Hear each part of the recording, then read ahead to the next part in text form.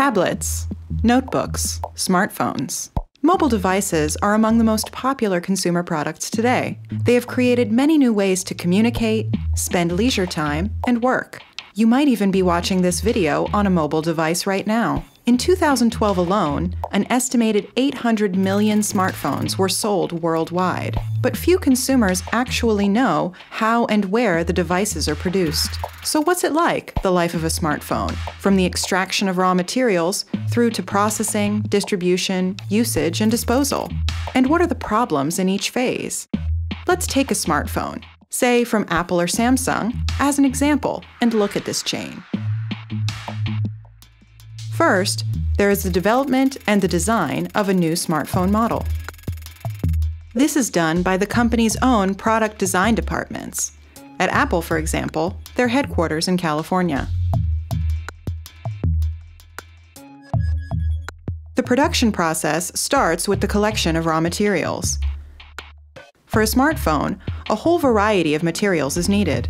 Metals such as tantalum, cobalt, and copper are particularly important. Cobalt is used for powerful batteries. The largest cobalt manufacturer by far is the Democratic Republic of Congo.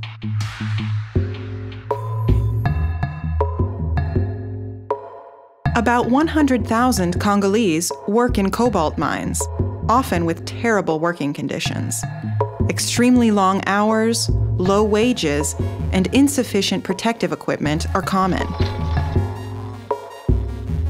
Large amounts of tantalum are also sourced in the Congo. The Congolese tantalum export raised concerns in the 1990s because it financed civil war there.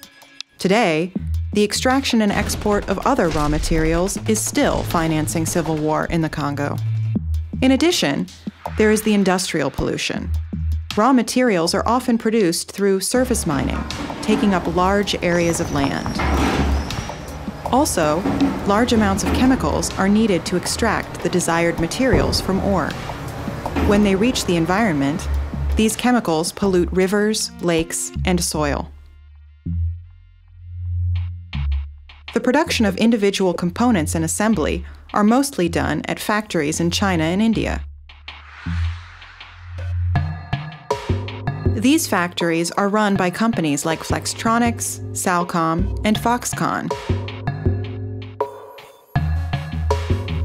Foxconn has become one of the main producers of electronics worldwide. Almost 1.5 million people are employed in its factories. There too, working conditions are disastrous. The mostly female workers are forced to work extremely long hours, do not receive social benefits or have the right to organize, and repeatedly suffer damage to their health, caused, for example, by aluminum or nickel dust. The pressure put on workers has resulted in several cases of suicide at Foxconn factories. Once produced, these mobile devices are sold all over the world, many in industrial countries like Germany. But also emerging markets such as China or Brazil are large consumers. Like other brands, Apple and Samsung spend much money on marketing. On average, the German consumer purchases a new mobile phone every 18 months. This short product lifespan is supported by different factors. Manufacturers quickly produce new models. Every 1 to 2 years, a new model goes on sale. The devices themselves are constructed so they can hardly be repaired. And apps are intentionally developed so they can only be used with the latest model.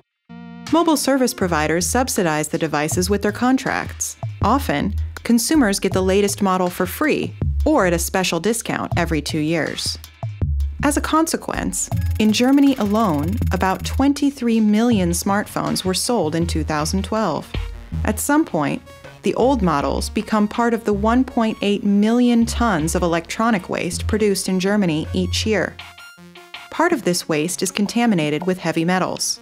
So far, there is no regulated and efficient recycling system that decreases the environmental burden and recycles valuable raw materials.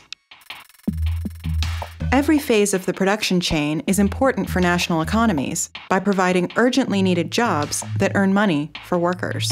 But working conditions and the environmental impact have to be improved. The problems mentioned apply to all major manufacturers of electronic devices. A look at the value chain shows The profit margin is particularly high with more expensive brands. For example, about half the price of an iPhone is pure profit for Apple. Such high profits should not be achieved at the expense of workers or the environment.